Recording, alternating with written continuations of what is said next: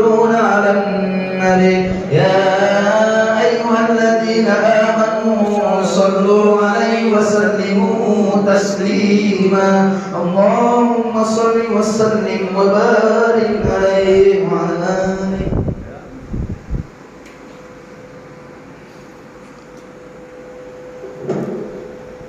Bismillahirrahmanirrahim. Assalamualaikum warahmatullahi wabarakatuh. Waalaikumsalam.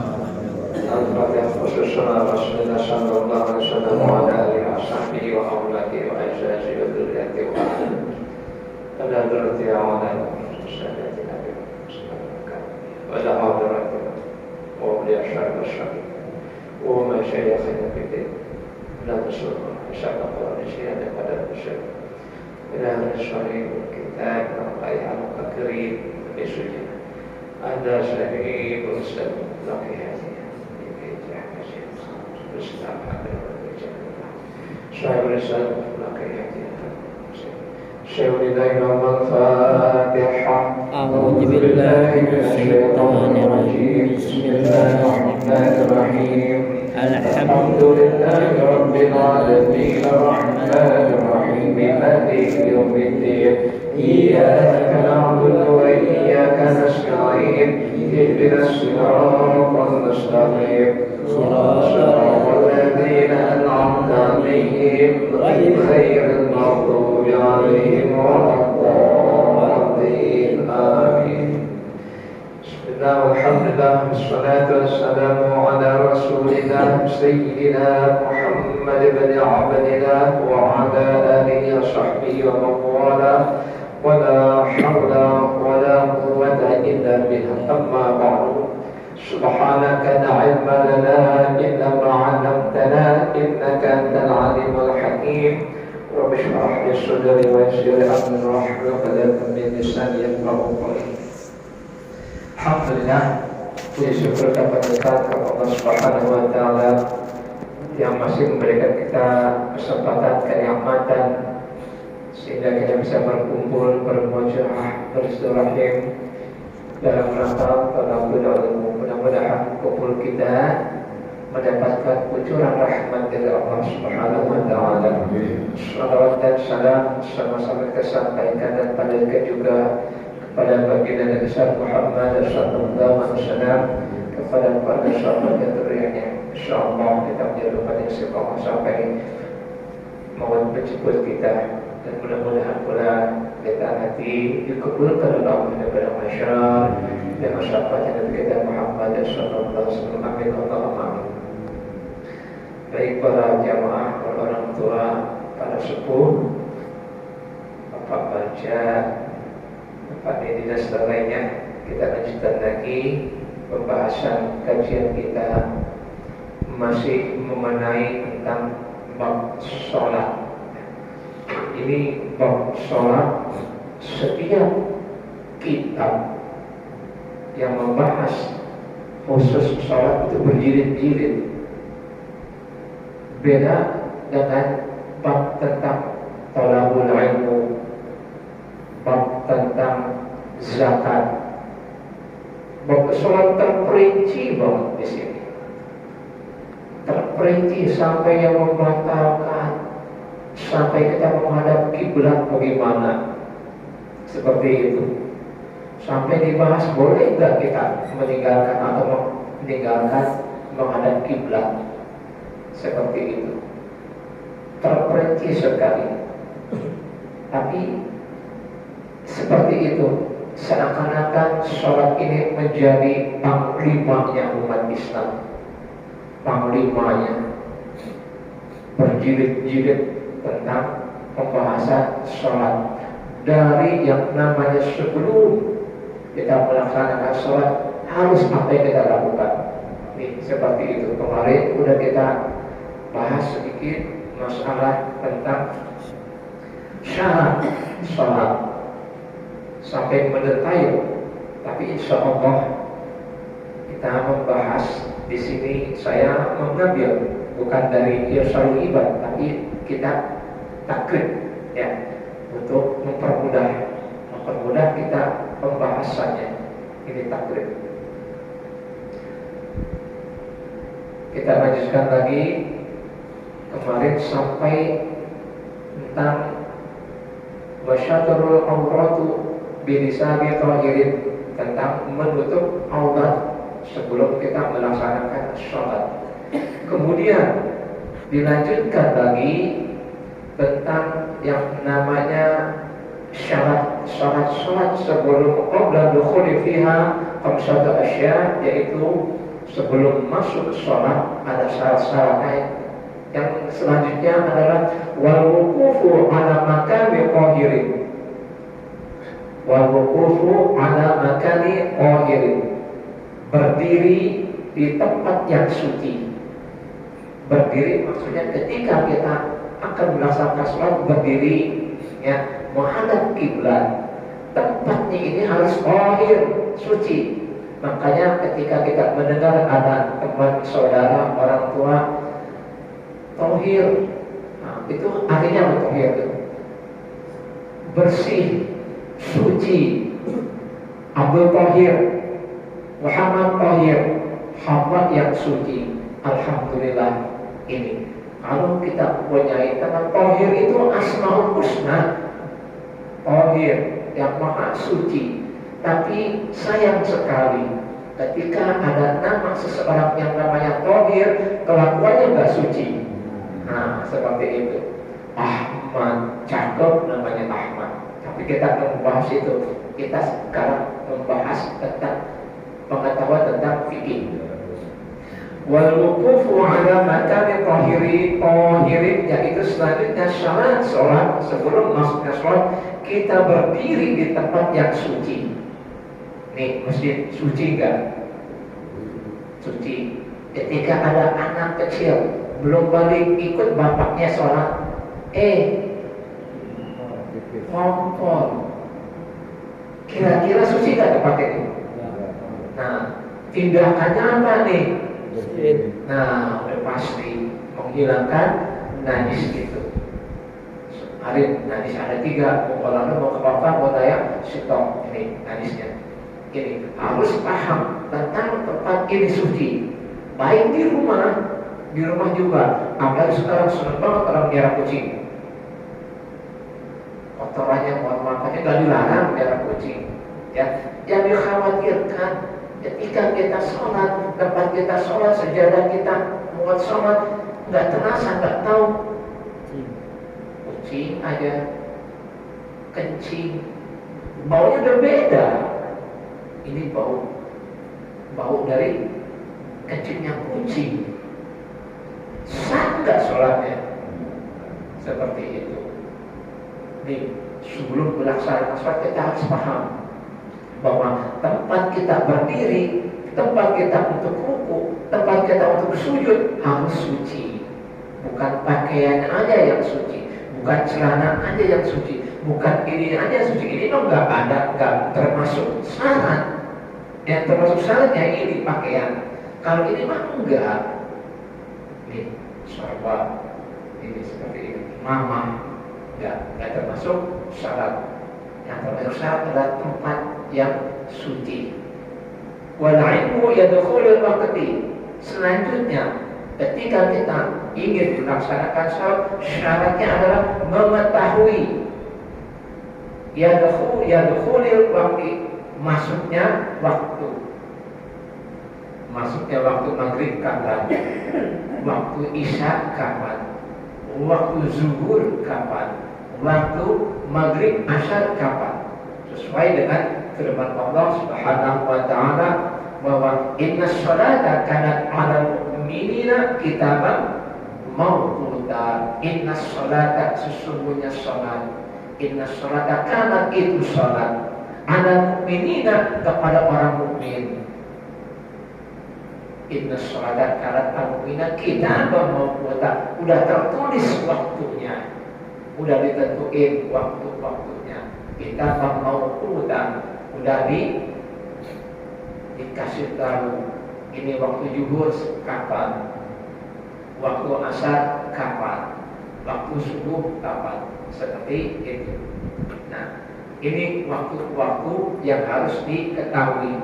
bahwa ketika kita akan melaksanakan sholat, paham, muadzin paham, imamnya paham kapan waktu sholat.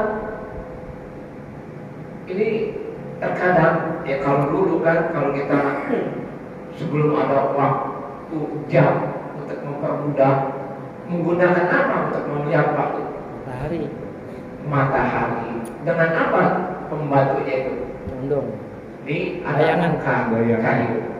Dulu seperti itu, kayu ditaruh seperti itu. Ketika masuk zuhur, ini kayu bayangannya tegak lurus, nggak ada. Hilang bayangannya. Hilang maksudnya hilang enggak? Cuma kayunya ini bayangannya tepat di atas kayunya ini. Ini masuk waktu zuhur. Kapan selesai waktu zuhur? Kalau dulu, sekarang mah enak ada jam. Ya, sebelum waktu zuhur 5 menit udah ada. Udah ada waktunya pemberitahuannya tuh. Kalau sholat Jumat 2 menit lagi sholat Jumat akan masuk. Ini. Kalau dulu seperti itu, ketika mau habis waktu zuhur, kapan waktu zuhur itu habisnya? Ketika bayangannya itu ini tongkat kayu, matahari udah condong ke barat, ya. Ketika bayangannya udah melebihi tongkat, masuk waktu asar, seperti itu. Nanti ini musim kemarau nih, coba, nah ente pasang tongkat kayu kalau ingin memastikan kapan waktu zuhur, kapan waktu asar. Bukan eksperimen, bukan. Ini ilmu pengetahuan seperti itu. Ya kalau sekarang udah enak lah, udah nggak perlu pakai gitu-gitu lagi, udah kuno. Karena udah zamannya udah modern. Kalau mendung ada Nah, kalau mendung. kan udah ada zamannya bilang. Zaman sekarang ya, udah nggak perlu lagi. Udah nggak, itu untuk membantu. Nah, zaman sekarang, zaman dulu memang seperti itu. Pakai perkiraan. Orang pernah saya, ini kakak ipar saya orang Jawa, ya. Saya pernah ke kampungnya di yang namanya Pemati, Samuatang. Samuatang itu daerah tempat lahirnya Jenderal Sudirman, sahabat. Purbalingga, ya, Purbalingga di situ. Daerahnya pegunungan, di situ ada pesantren. Nah, di situ ipar saya cerita dulu kalau puasa kita sengsara.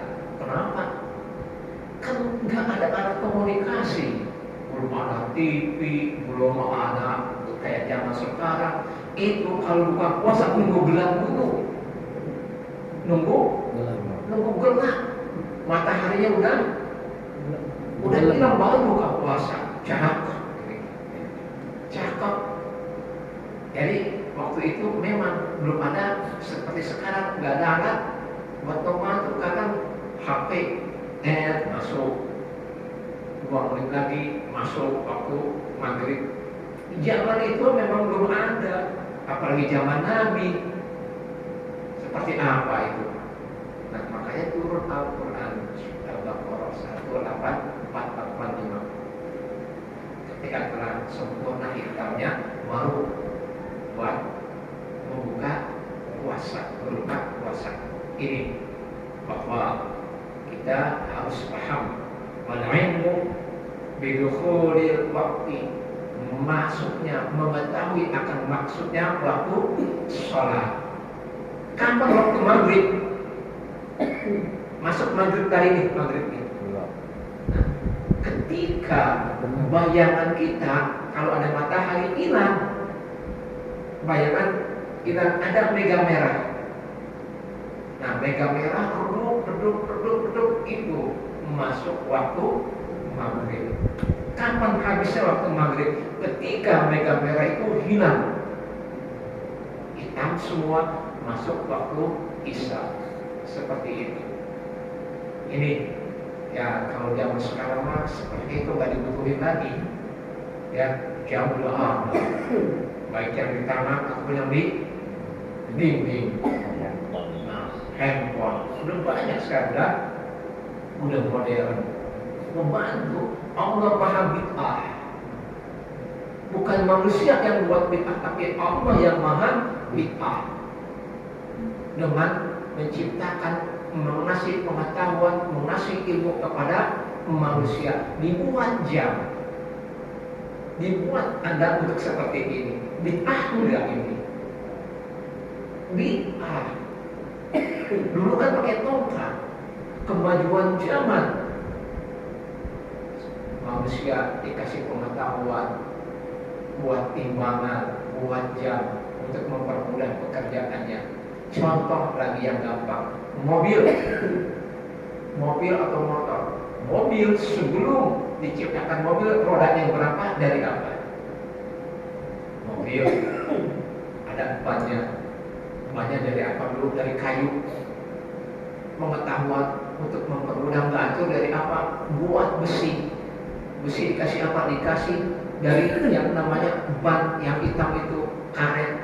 Pokoknya bahan bakunya ada. Kemudian untuk mempermudah dibuatlah untuk melihat ke belakang pion, lampu ataupun spion. Ketika musim hujan, apa tuh? wiper, Manusia dikasih otaknya, satu kurang cukup, dikasih dua. Lambat, wipernya lambat, dikasih lagi pengetahuan ada Allah, dipercepat lagi tuh ilmu pengetahuannya. Sekarang nggak pakai bensin, pakai listrik tenaga surya. Tuh dikasih pengetahuan, enggak menyangka Allah itu maha bid'ah. Paham maksudnya Allah maha bid'ah? Setiap hari Allah membuat perubahan yang tadinya manusia nggak bisa jadi bisa. Seperti itu. Nih kita dipermudah pada dikasih pengetahuan, cuma ilah qalilan, sedikit dikasihnya pengetahuannya. Nggak mungkin kita sanggup melaksanakan yang ada di muka bumi ini. Sanggup belajar tentang komputer, sampai alatnya kecil-kecil, terus bikin jam tangan sampai yang begini nih, lihat ini, sampai pakai alat yang kecil itu. Mobil beda lagi teknisinya, montirnya, tukang bangunan beda lagi. Tuh, nggak mungkin tukang bangunan pintar di tukang di mesin seperti itu. Nah, mesin banyak, mesin motor, mesin mobil. Coba suruh benerin jam tangan, mesinnya kecil-kecil, sanggup nggak? HP yang kecil-kecil, illa qalilan, dikasih kita pengetahuan Allah cuma sedikit. Ini cuma sedikit. Nah, jangan merasa sombong dengan ilmu yang kita punya. Seperti itu. Ini. Kemudian mengetahui tentang maksudnya waktu sholat. Awal pertama kali perintah sholat, yaitu sholat. Pertama kali sholat yang dilaksanakan oleh Rasulullah setelah mendapatkan perintah sholat dalam Isra Mi'raj adalah sholat zuhur. Sholat zuhur. Meskipun Rasulullah Kanjeng Nabi selesai Isra Mi'rajnya itu waktu subuh, tapi kaifiyah tata cara sholatnya belum dikasih pada Allah. Baru malaikat Jibril turun mengajarkan Rasulullah tata sholat seperti apa, baru rakaatnya berapa, apa yang dibaca ketika ruku, apa yang dibaca ketika sujud, apa yang dibaca ketika setelah takbiratul ihram, doa iftitahnya apa. Ini berbeda semua, enggak ada yang sama. Contohnya gampang, organisasi si A, ambil si B, beda bacanya. Ketika baca Al-Fatihah, ada nggak yang baca pakai Bismillah Al-Fatihahnya? Ada. Yang nggak pakai basmalah? Ada. Yang basmalahnya kenceng, basmalahnya dipelanin, ada nggak? Ada. Nah, seperti itu. ketika ruku, organisasi si A bacanya ini, si B bacanya ini, beda. Jangan menjadi pertentangan seperti itu. Yang saling menghina, yang saling mengklaim itu dia salah, yang si A mengklaim si B itu salah. Nggak ada zaman Nabi katanya seperti itu. Emang pernah yang ikut zaman Nabi? Bagaimana coba? Soalnya pernah terlihat tak Nabi bagaimana? Apa yang dibaca Nabi, apa pernah kita lihat? Yang agak pernah zaman Nabi ini bagaimana sholatnya? Pernah yang melihat sholat? Bentuknya sholat bagaimana? Ketika Tidak ada. saya ngakuin Belum pernah kita melihat sholat. Yang sering kita lihat adalah orang sedang melaksanakan sholat. sholat. Bentuknya sholat kita nggak tahu gimana. Ini sholatnya Rasulullah bagaimana? Ketika Rasulullah sholat subuh pakai nggak doa kunut? Terkadang pakai, terkadang kagak. Terkadang ketika takbiratul ihram Rasulullah bagaimana? Angkat kedua tangannya. Apakah begini? Apakah begini? Apakah begini? Kan macam-macam. Ada yang ibu jarinya sampai ke sini, ada yang sampai begini, ada yang begini, ada yang begini, ada yang langsung begini, ada macam-macam. Ketika letaknya ada yang begini, ada yang begini, ada yang begini, ada yang begini, ada yang begini, tapi nggak ada yang begini. Hebat yang begini mah. Nah, tuh, nih, kayak gitu. Belum pernah kita melihat Rasulullah sholat bagaimana. Tapi kita belajar dari guru-guru kita seperti itu. Seperti itu kita dapat ya udah. Yang lain seperti itu ya udah. Jangan diperdebatin. Merasa dirinya paling bisa, merasa dirinya paling pintar. Bismillahirrahmanirrahim aja kita nggak tahu itu. Dibaca nggak oleh Rasulullah Bismillah Al-Fatihah itu, ya kan? Nah, ini kemudian dilanjutkan syaratnya setelah pada ilmu bidukhul waqti, mengetahui akan maksudnya waktu sholat ini. Wa istiqbalul qiblati, menghadap kiblat sebelum takbir, sebelum kita melaksanakan takbir ihram kita menghadap kiblat. Boleh nggak kita nggak menghadap kiblat? Wa yazuzu tarkul kiblati fi halatain, boleh meninggalkan atau tidak menghadap kiblat. Wa yazuzu tarku, meninggalkan al-kiblati, meninggalkan kiblat fi halatain, pada dua tempat. Boleh kita meninggalkan atau boleh tidak menghadap kiblat pada keadaan yang dua ini. Pertama, fi syiddatil khaufi, dalam ketakutan yang sangat-sangat ketakutan. Ini contoh dalam keadaan perang. Boleh nggak? Kan lagi takut nih, khauf, merasa was-was. Alhamdulillah pernah di Indonesia. Ini biasanya nih para tentara dikirim ke medan perang nih. Ini ketika dia ingin melaksanakan sholat boleh meninggalkan menghadap kiblat, sebab ketika dia menghadap kiblat musuh dari belakang atau dari samping. Nah seperti itu. Ini kalau kita bukan tentara gimana nih? Boleh nggak kita nggak menghadap kiblat? Boleh. Rasa takut nggak ada.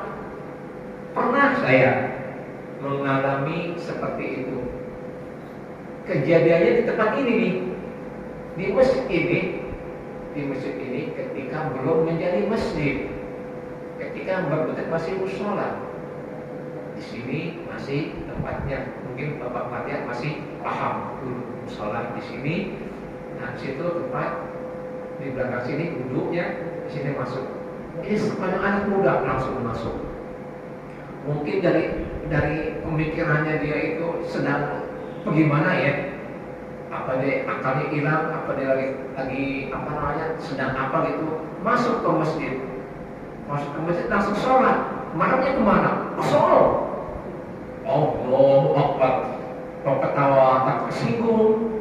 Mau saya tegur dia lagi sholat, masuk langsung Allah Akbar. Madhabnya ke sono, membelakangi kiblat. Kira-kira sah nggak sholatnya? Mungkin otaknya lagi error. Datang, mungkin dia punya wudhu, sholat persis saya lihat. Ini orang sholat gimana ceritanya ini? Ternyata lagi kehilangan akal. Dalam keadaan nggak punya akalnya kurang sehat, dipengaruhi oleh minuman. Boleh nggak sholat? Boleh. Orang mabuk sholat boleh. Yang menggerakkan hati untuk dia sholat siapa? Allah. Nah, seperti itu. Tapi diterima enggaknya urusan Allah. Kalau dia mau sholat nggak larang. Cuma seperti itu sholat yang salah-salah. Menghadapnya kemana? Kiblat kemana? Seperti itu. Nah, itu. Ini boleh meninggalkan atau tidak menghadap kiblat diperbolehkan ketika keadaannya sangat bahaya, ketakutan, khauf. Wa nafilati fi safari ada rahilati. Kemudian diperbolehkan kita tidak menghadap kiblat. Ini untuk orang-orang yang safar, orang-orang yang sedang berpergian di dalam kendaraan, ya kayak pesawat, Kapal laut. ya kapal laut, bus, itu udah waktunya sholat, ya untuk melaksanakan sholat boleh. Cuman kan sekarang kan ini kitab ini dibuatnya ketika Rasulullah SAW wafat 200 tahun kemudian. Kitab-kitab kuning ini bentuknya dibuatnya dikarenakan di Baghdad waktu itu Islam lagi sedang maju-majunya. Tetapi ingat, bukan saya merendahkan, ya ini ya kitab-kitab kuning itu pasti ada aja kekurangannya, pasti ada kelemahan kekurangannya. Tapi kita alhamdulillah bisa belajar dari orang-orang dulu. Ya kalau tanpa dia mana bisa kita bisa belajar sholat seperti itu. Nah ini tapi ada kekurangannya, ya. Dan jangan mendewakan kitab kuning seperti itu. Boleh nggak kita baca kitab putih? Ini kan kitab putih, bukan kitab kuning. Boleh nggak? Boleh. Itu ini. Nah, boleh meninggalkan kita ketika sholat tidak menghadap kiblat. Satu, dalam keadaan yang sangat menakutkan. Kedua, bagi orang yang sedang bepergian atau safar. Dan pelaksananya di kendaraan, baik di kereta, pesawat, kapal laut. Nah, kalau di bis boleh nggak? Boleh. Boleh. Nah, nanti ketika di kendaraan pribadi bepergian dari Jakarta ke Cirebon, bawa kendaraan sendiri nih, mobil roda 4, masuk waktu sopir kita, sopir ini waktunya sholat zuhur, kita berada dalam kendaraan, boleh nggak sholat? Boleh. Boleh. Tapi paham nggak sholat apa namanya? Di jamaah apa di qadha apa di apa ya sholatnya? Ulang. Nah nanti kita bahas, ya kita bahas boleh nggak sholat yang di jamaah takhir atau jamaah takdim? Waktunya kapan? Sedang apa? Waktunya ketika masuk waktu ini, bagaimana caranya? Nanti kita pelajari karena ini udah masuk waktu Isya. Nggak terasa ini, insya Allah ya. Kita lanjutkan dan sekali lagi, boleh kita meninggalkan atau tidak menghadap kiblat ketika kita dalam masa ketakutan dan dalam bepergian di dalam kendaraan motor, topik kita. Mudah-mudahan ada manfaatnya. Amin. Allahumma amin. Rabbana atina fid dunya hasanah wa fil akhirati hasanah wa qina adzabannar. Wa qina adzabannar. Assalamualaikum. warahmatullahi wabarakatuh. Waalaikumsalam warahmatullahi wabarakatuh.